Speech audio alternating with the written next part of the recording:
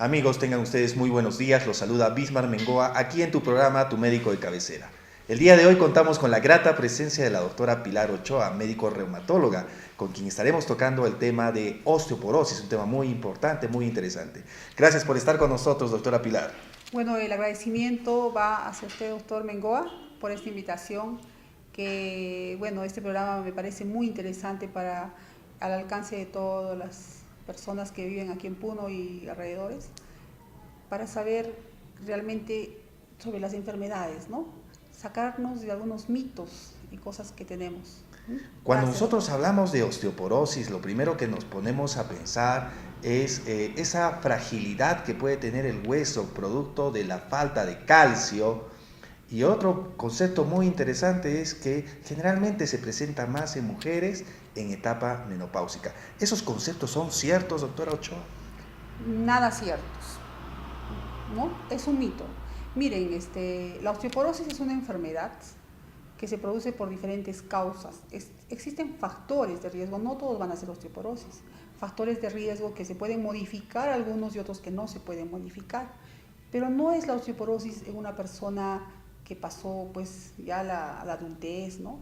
Es una enfermedad de la niñez, es una enfermedad que se produce por una falta de depósitos de calcio a nivel del hueso. Cuando nosotros estamos hablando de niñez, ¿significa que se puede dar osteoporosis en niños o es que a partir de la niñez ya se puede dar algunos datos que nos podría dar a futuro esta enfermedad? Existen niños que tienen osteoporosis, pero esos niños no son todos. Son niños que están, por ejemplo, en tratamiento de crecimiento porque reciben algunas hormonas, niños que han tenido algún problema de nutrición, no todos los niños, pero, ojo, algo que tengo que decir ahora es que estos niños, en el futuro, los niños que tenemos actualmente van a tener osteoporosis. ¿Por qué? Porque está existiendo una falta de ejercicio y el ejercicio es importante en la niñez. Ahora vemos a nuestros hijos, incluyendo algunos los míos, que están sentados en la computadora, están haciendo actividades más de tipo intelectual que de tipo físico. Están más pegadas a la Están tablet, más, a la computadora, entonces, al sí, televisor y claro, muy poca actividad física. claro, y la actividad física es un factor que nos ayuda a prevenir la osteoporosis. Si es una actividad muy ardua, no ayuda, pero sí una actividad que sea cotidiana y que sea pues de soporte, por ejemplo, de tener resistencia, ¿no? Que eso también se les indica a las personas adultas, ya a las personas ancianas que tienen ya la enfermedad para que mejoren la calidad de su hueso. Entonces, este hueso va a perder la dureza y la resistencia. Por lo tanto, va a tener mayor riesgo de que se fracture.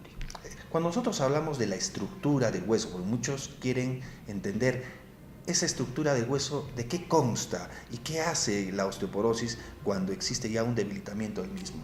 El hueso se va formando pues desde la niñez, ¿no? Desde que uno está en el vientre, desde el niño que está intraútero se va formando y este hueso va adquiriendo una densidad cada vez mayor. Entonces nosotros vamos acumulando este calcio a nivel del hueso hasta un pico máximo, por eso se llama un pico máximo de masa ósea que es más o menos aproximadamente 30 años de edad.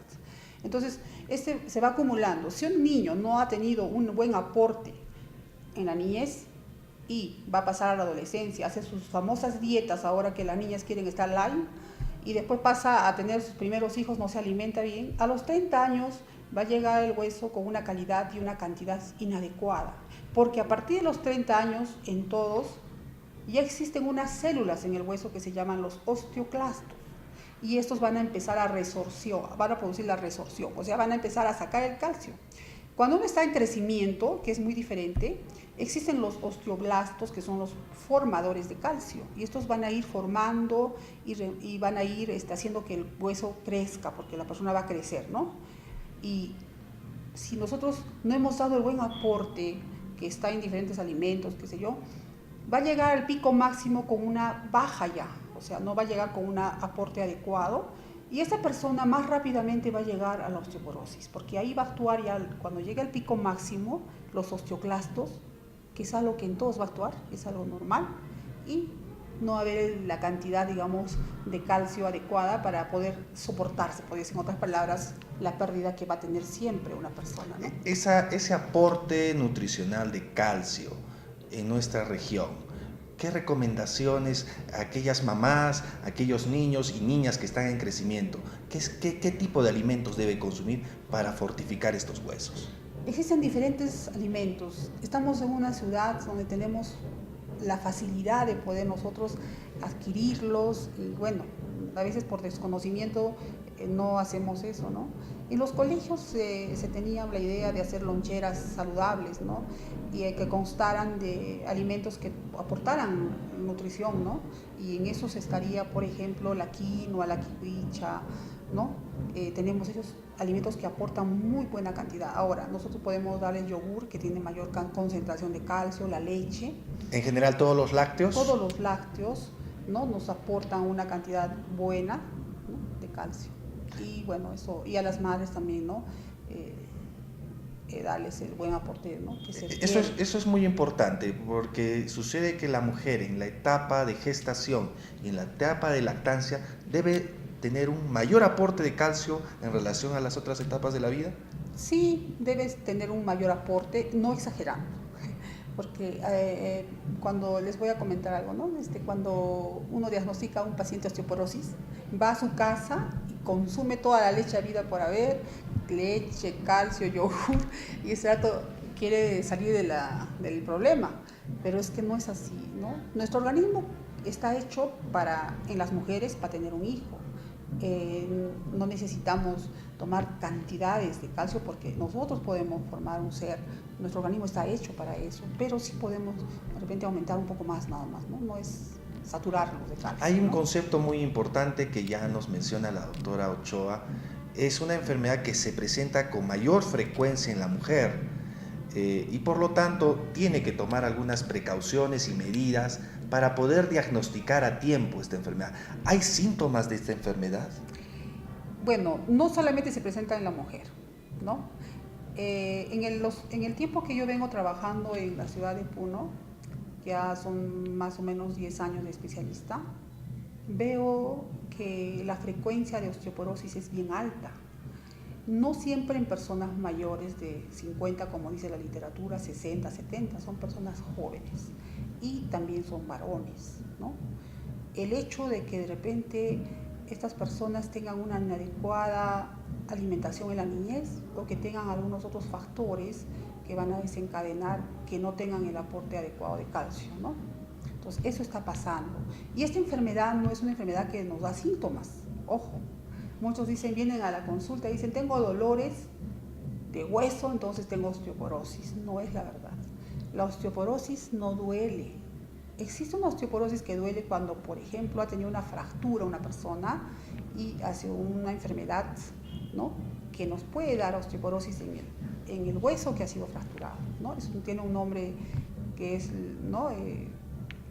Para que, bueno, nombres... Nombre médico que... ¿no? Es la distrofia simpático refleja post-fractura. Pero normalmente no produce.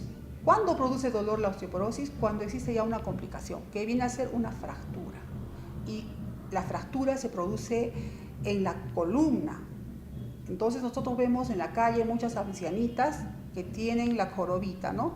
Están dobladitas y decimos será la edad, ¿no? Está caminando así con el bastón y no es eso, esos son fracturas que tiene a nivel de la columna.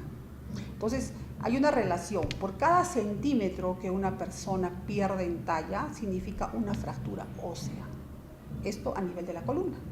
Muy diferente a una fractura de cadera, ¿no? Porque una fractura de cadera lo va a llevar a postración, pero una fractura de columna puede pasar inadvertida, ¿no? Solamente dolor, limitación, adormecimiento en las piernas, que es muy frecuente en la consulta. En todo caso estamos hablando como un ladrón silencioso, no te da muchos síntomas, los síntomas solamente se presentan cuando ya se hace un estudio, lamentablemente esa persona tuvo una caída, se fracturó, puede haber sido una fractura a nivel de columna o otro hueso del cuerpo y empezamos a hacer un estudio de esa paciente. Claro. Conocemos un poco los antecedentes familiares, pero también lo que más nos interesa es saber cómo podemos diagnosticar a tiempo esta enfermedad. Tenemos un examen que es el gold estándar, se podría decir, en cuanto a lo que es el diagnóstico de esta enfermedad, y se llama densitometría ósea. existen dos formas de tomar la densitometría, o dos aparatos se podría decir, uno que es pequeño, que es, ¿no?, el calcáneo, que es para lo que es calcáneo el pie, y el otro que toma antebrazo. Este aparato nos va a servir para despistaje, ojo, despistaje, no es para tratamiento. El examen que nos va a decir si un paciente tiene osteoporosis y cuál es el grado de osteoporosis que tenga es la densitometría axial, que toma toda la columna y la cadera. Entonces yo a un paciente le indico la densitometría. Estamos hablando de densitometría, no de una radiografía de columna ni de hueso, es un aparato especial. Ahora, la radiografía me puede servir para ver si hay fracturas, ¿no? Para ver si hay fracturas, en qué lugar existe la fractura. Existen actualmente unos densitómetros que nos dan la morfometría, la morfología del hueso, o sea, nos marca si tiene fracturas, cómo está la vértebra, porque la vértebra normalmente es como un cuadradito que cuando se fractura cambia la forma, se vuelve como una biconcavidad o se aplasta, ¿no? Entonces hay diferentes tipos de fractura. Y cuando existe la fractura ya vendría a ser una osteoporosis severa. No existe grados, no grado leve, moderado, no. Existe lo que es la osteopenia, que es un riesgo antes de la osteoporosis, previo, y la osteoporosis, y finalmente ya la osteoporosis severa cuando ya tiene fracturas. Entonces la densitometría me ayuda a poder saber dónde está ubicada la densidad baja, cuál es el factor de riesgo de fractura que tiene este paciente, se sirve para diagnóstico y para tratamiento. Nos ayuda también exámenes sanguíneos para ver valoraciones, por ejemplo, de si el hueso está perdiéndose, ¿no? Se evalúa a nivel de orina, a nivel de sangre, y también tenemos que hacer un estudio a este paciente cuando tiene su densitometría antes de empezar tratamiento. Ojo, no se puede con un examen simplemente darles tratamiento porque existen factores también que el paciente puede tener de antemano y que si yo le doy tratamiento puedo producir problemas. Y acá tocamos un tema bastante importante, no a la automedicación, siempre lo hemos dicho en los anteriores programas. Esta es una enfermedad netamente de manejo de reumatología, es una especialidad de la medicina. Solamente un médico reumatólogo te puede dar el consejo necesario y la medicación apropiada para el manejo de un paciente. Es decir, la medicación no es la misma para cada paciente. Claro, varía. Eso es lo que yo quería aprovechar, ¿no?, tu canal para el programa, para decirles de que no se trata de dar calcio nada más, no se trata de agarrar a un paciente que tiene el examen y meterlo a una bolsa y decir, sabes que tú tomas esto y punto. No, cada persona es diferente, no podemos ser iguales a nivel, y por sexo nos diferenciamos por raza, nos diferenciamos por la edad, nos diferenciamos por enfermedades que de repente llevamos genéticamente. Entonces cada paciente es individual y el tratamiento tiene que ser individual. Existen diferentes tratamientos, actualmente existe tratamiento de terapia biológica, inclusive para lo que es osteoporosis, son los últimos tratamientos. Existen diferentes tipos de calcio que yo tengo que ver si el paciente lo puede tomar, qué calcio, qué cantidad. No le voy a dar a todos la misma cantidad de calcio, porque, o sea, todos somos diferentes. Entonces, ahora muchas especialidades también manejan, ¿no? Los endocrinólogos, por ejemplo, son colegas que también trabajan con pacientes que tienen osteoporosis, los ginecólogos, y qué lindo sería que los pediatras también trabajaran para prevenir, ¿no? Para prevenir la osteoporosis. Finalmente, doctora Ochoa, esas recomendaciones que son importantes a nuestra población para evitar esta enfermedad. Es importante, como ahora ya hemos manifestado, conocer las causas. Existen muchas causas, existen factores que no se van a cambiar, ¿no? Algunos que no se van a cambiar, que son los factores pues que están ahí por las, qué sé yo, raza, cosas que no modificables, pero existen factores que se pueden modificar y entre ellos está la alimentación y también el hecho de consumo de a veces de tabaco, en algunos, alcohol. El alcohol ayuda a que el hueso no sea de buena calidad también. Esos factores son tan importantes que nosotros a veces dejamos de lado la actividad física, ¿no? Hace frío en Puno, pero hay que salir a correr y nos vamos a calentar, ¿no? Actividades que deben ser en los ancianos, por ejemplo, con controles, cuidar en la casa. Estos ancianitos que tienen osteoporosis, no ponerles mucha cera, cosas en el piso, ¿no? Que se puedan resbalar, o animalitos que están ahí corriendo con al lado del abuelito del perro, está por ahí. Y finalmente podrían generar caen. una fractura. Entonces ya tienen pacientes ya osteoporosis, también ver esa parte, ¿no? Y tenemos nosotros en internet un programa que se llama el FRAC. Ustedes pueden acceder ahí. El FRAC nos evalúa, teniendo densitometría o no teniendo el valor de densitometría, si una persona va a tener una fractura de acá a 10 años, ¿no? Es el FRAC. Entonces también tenemos eso, ¿no? Que podemos acceder. Entonces, bueno, yo no quisiera olvidar ningún detalle de esta enfermedad que es tan importante y tan frecuente. Les digo que es la enfermedad más frecuente antes que cualquier otra enfermedad, inclusive neoplasias que están, ¿no?